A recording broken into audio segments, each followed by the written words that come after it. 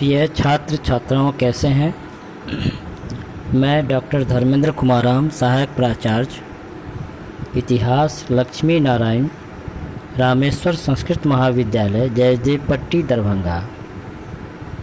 मैं पुनः online teaching के माध्यम से शास्त्री प्रथम खंड के छात्र छात्राओं के लिए प्राचीन भारतीय इतिहास के अंतर्गत सिंधु घाटी सभ्यता के उद्भव अथवा उसके उत्पत्ति से के संदर्भ में चर्चा करेंगे।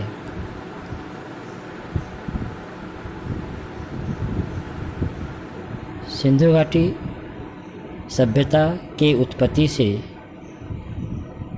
संबंधित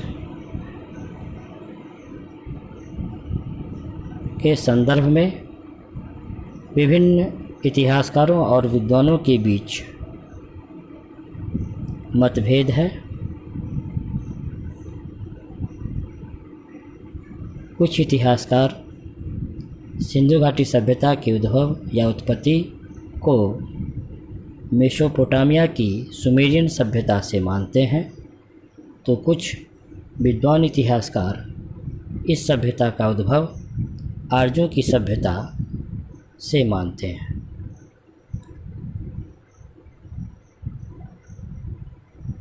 प्रसिद्ध पुरातत्वविद sir John Marshall, Gordon Childe, Mortimer Wheeler जैसे पुरातत्वविदों की मान्यता है कि सिंधु घाटी सभ्यता की उत्पत्ति मेसोपोटामिया की सुमेरियन सभ्यता से हुई है। इन विद्वानों के अनुसार सुमेरियन सभ्यता और सिंधु घाटी सभ्यता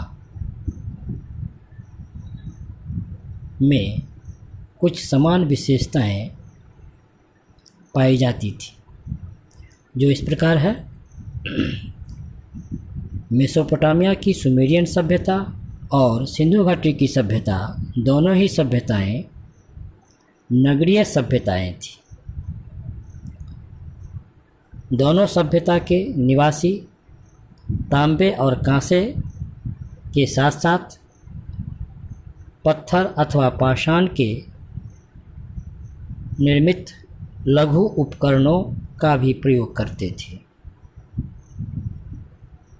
जबकि मेसोपोटामिया और की सुमेरियन सभ्यता और सिंधु घाटी की सभ्यता के निवासी अपने मकान अथवा भवन को कच्ची और पक्की ईंटों से बनाया करते थे। दोनों सभ्यताओं के लोग चाक पर मिट्टी के बर्तन बनाते थे और इन दोनों सभ्यताओं को लिपि का भी ज्ञान था। फिर भी उपर्युक्त समानताओं के आधार पर मार्टिमर व्हीलर ने सैंधव सभ्यता को सुमेरियन सभ्यता का एक उपनिवेश या कॉलोनी बताया है, लेकिन गहराई से विचार किया जाए तो यह मत तर्कसंगत प्रतीत नहीं होता, क्योंकि दोनों सभ्यताओं में इन बाहरी समानताओं के बावजूद कुछ मौलिक अंतर भी थे। जैसे सैंधव घाटी सभ्यता नगर योजना मेसोपोटामिया की सुमेरियन सभ्यता की अपेक्षा अत्यधिक विकसित थी। दोनों सभ्यताओं के बर्तन, उपकरण, मूर्तियाँ, मोहरें इत्यादि के आकार प्रकार में काफ़ी अंतर पाई गई थी। यह सही है कि दोनों ही सभ्यताओं में लिपि का प्रचलन था, लेकिन दोनों एक दूसरे से भिन्न।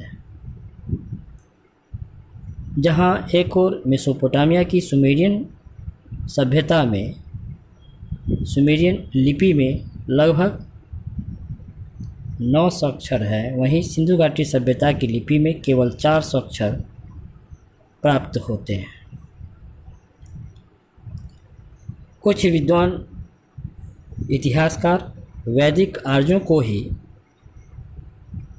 सिंधु घाटी सभ्यता का निर्माता मानते हैं, लेकिन अब निश्चित रूप से यह मान लिया गया है कि आर्य सैंधव सभ्यता के निर्माता नहीं थे। दोनों ही सभ्यताओं के रीति रिवाजों, परंपराओं तथा सामाजिक, आर्थिक व धार्मिक परंपराओं में हमें पर्याप्त अंतर दिखाई देता है। जैसे वैदिक आर्यों की सभ्यता एक ग्रामीण सभ्यता थी और कृषि प्रधान अर्थव्यवस्था थी, जबकि सैंधव सभ्यता नगरीय और व्यापार व्यवसाय इसके प्रमुख व्यवसाय थे। जहां आर्यों के मकान घास फूस और बांस की सहायता से बनते थे, वहीं सैंधव लोग अपने मकान को पक्की ईंटों का प्रयोग करते थे।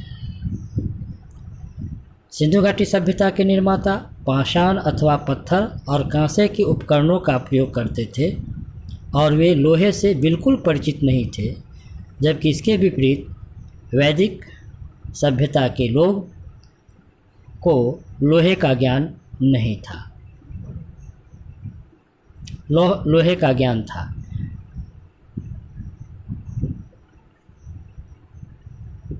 वैदिक सभ्यता के लोग इंद्र, वरुण इत्यादि देवताओं को मानते थे और ये यज्ञ किया करते थे, लेकिन ये लिंग पूजा और मूर्ति पूजा के विरोधी थे, जबकि सैंधव वासी मुख्य रूप से मातृदेवी, शिव और लिंग की पूजा किया करता।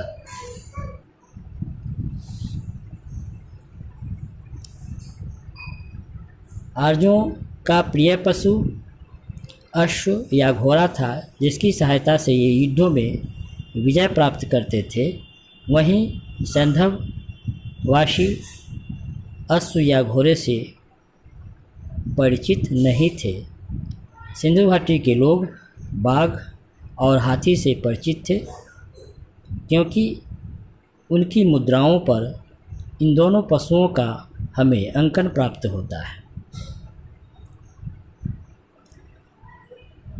आर्यों के धार्मिक जीवन में गाय की महत्ता थी और उसे अघन्या कहा गया है, अर्थात न मारने योग्य कहा गया है, जबकि इसके विपरीत सैंधववासी के लोग वृषभ, बैल अथवा बैल को पवित्र मानते थे और उन्हें पूजते थे।